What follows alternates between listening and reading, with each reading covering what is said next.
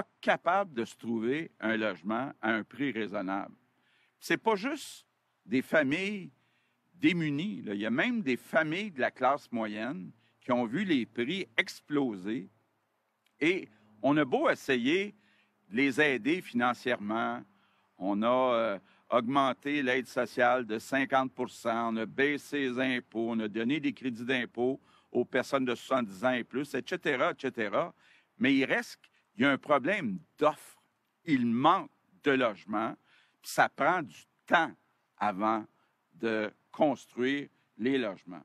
Donc, je veux dire merci à Justin, parce que un peu comme on l'avait fait dans le dossier des garderies, le gouvernement fédéral a reconnu qu'on avait des bons programmes au Québec, puis a accepté de transférer ce 900 millions sans condition. Donc, c'est la preuve que c'est possible de faire des gains pour le gouvernement du Québec quand on travaille avec le gouvernement fédéral. Puis, bien, on met le même montant, 900 millions, donc 1,8 milliard. Donc, on calcule, nous autres, là, qu'à peu près à 225 000 $ d'aide pour chaque logement. Ça va donner plus de 8 000 logements. Puis ça s'ajoute à ce qu'on a déjà fait. Depuis 5 ans, on a investi, le gouvernement du Québec, 3,9 milliards. Là, on en ajoute 1,8 milliard. Ça fait 5,7 milliards.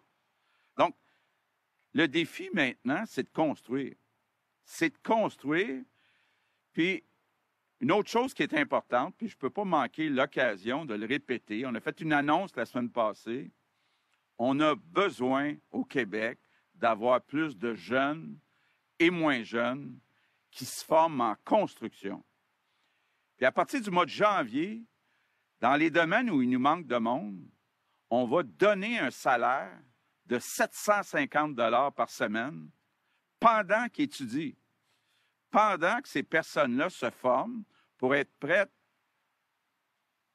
l'été prochain.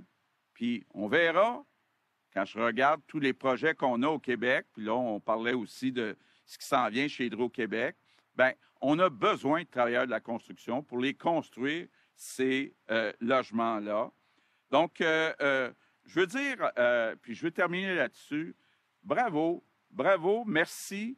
C'est en travaillant ensemble qu'on va répondre plus rapidement, puis qu'on va relever ce défi du logement pour aider les Québécois.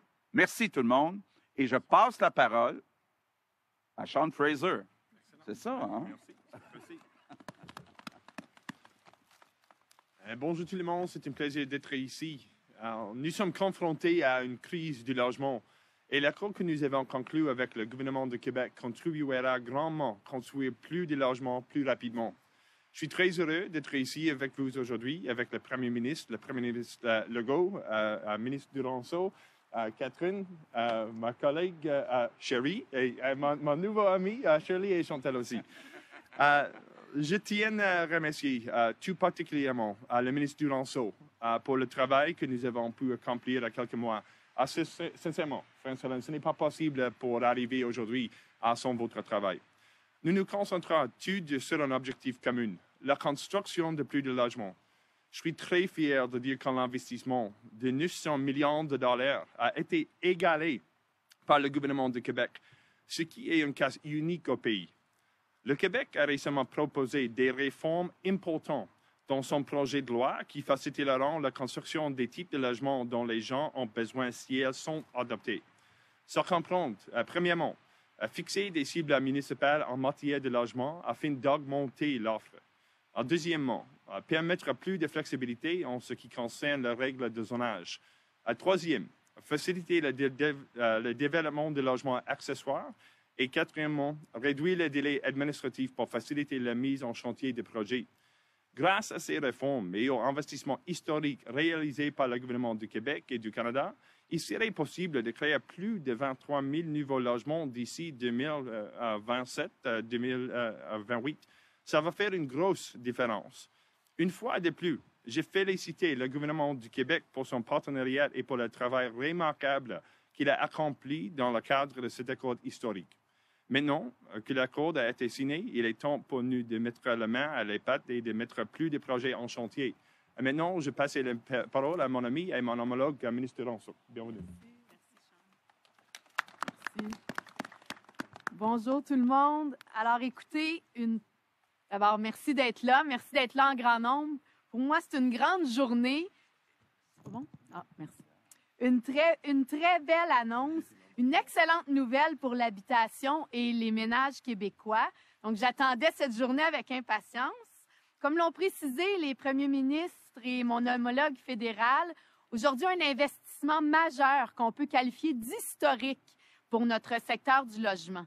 8 000 unités, ça ne s'est jamais annoncé au Québec avant aujourd'hui, en un seul bloc du moins. Alors, avec 8 000 unités de logement à construire, comme je vous dis, c'est l'annonce en habitation de notre histoire récente qui est la plus grande. L'annonce d'aujourd'hui est le résultat de l'ouverture à la collaboration qui a marqué nos discussions des derniers mois. Je veux remercier le ministre Fraser d'avoir été réceptif aux priorités et aux besoins énoncés par le Québec lors de nos pourparlers. Je peux dire que mon homologue et moi sommes deux personnes de résultats et en voici les premiers fruits. Nous souhaitions de la flexibilité avec cette entente et nous en avons obtenu. À nouveau, nous vous en remercions. Maintenant, c'est à nous de livrer. Mon engagement, c'est qu'on passe sans tarder de cette annonce de financement à la construction des projets. Des projets pour des familles, des personnes seules, âgées ou plus jeunes, des personnes avec un handicap ou en situation de vulnérabilité, ou encore des personnes vivant avec des enjeux de santé mentale. Pour moi, il est temps d'exécuter. Il faut que ça sorte pour répondre aux besoins de nos concitoyens. L'argent annoncé aujourd'hui servira notamment à réaliser les projets déposés dans le cadre des appels à projets du Programme d'habitation abordable Québec. Très majoritairement, ces projets sont proposés par des organismes dont l'expertise se concentre sur le logement social, mais l'entreprise privée a aussi saisi l'occasion qui lui était offerte. En complément, les fonds fiscalisés, Desjardins, fonds FTQ, fonds d'action, qui génèrent déjà des résultats intéressants, pourront également être mis à contribution. Par ailleurs, d'autres partenaires pertinents seront sollicités. Leur participation et la proactivité de tous sont grandement attendues. D'ailleurs, l'annonce d'aujourd'hui s'inscrit dans un continuum d'actions que notre gouvernement met en œuvre pour mieux loger les Québécois. Le projet de loi 31 que nous étudions ces jours-ci en commission parlementaire fait lui aussi partie de ces mesures concrètes.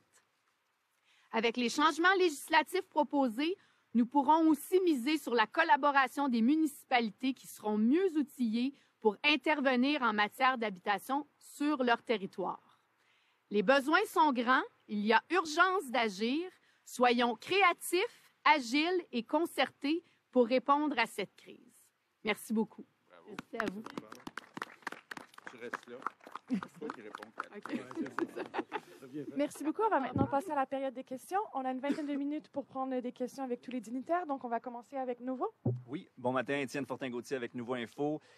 Monsieur Legault et Monsieur Trudeau, il reste que les chiffres sont quand même clairs. Là, dans les prochaines années, il n'y aura jamais manqué autant de maisons. On parle même de millions de maisons au Canada. Les loyers n'auront jamais été aussi chers. Est-ce qu'on peut dire qu'à la fin de vos 2 mandats, la situation va s'être empirée finalement, plutôt que s'être améliorée? On en a vécu dans notre histoire des crises du logement, que ce soit à la fin de la Deuxième Guerre mondiale, que ce soit quand les boomers ont cherché à acheter des maisons. Et on a pu y répondre et on va y répondre encore aujourd'hui, là.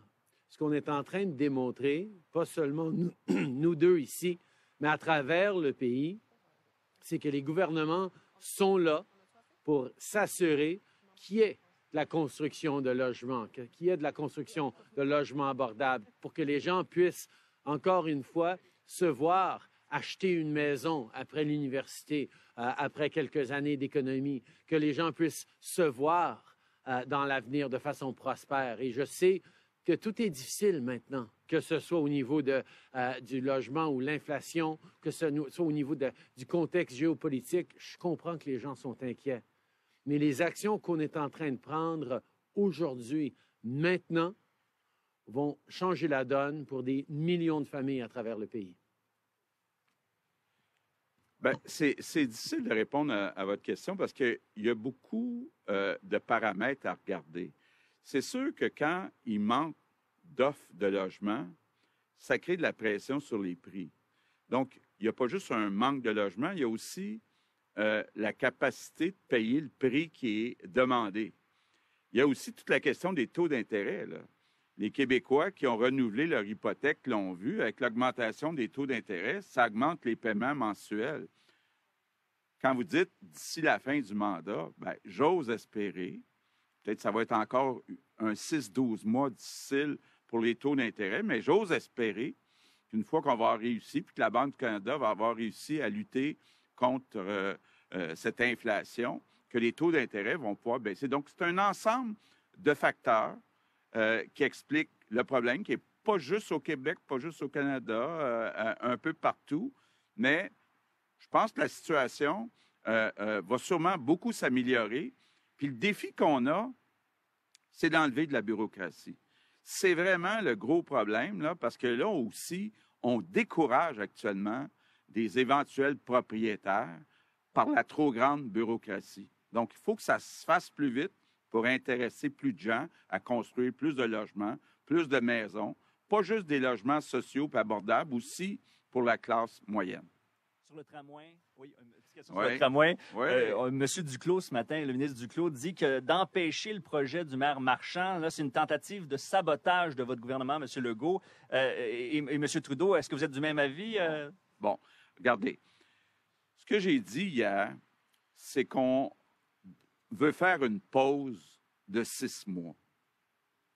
Donc, on ne reporte pas ça au calendrier grec. Là, on demande à des experts de la Caisse de dépôt d'évaluer le projet de Tramway de Québec, là, qui est passé de 3-4 milliards à plus de 8 milliards, de regarder d'autres projets possibles, train léger, métro, mais on veut un projet de transport structurant pour Québec, coût-bénéfice. On veut que les experts se penchent là-dessus, nous reviennent au plus tard dans 6 mois.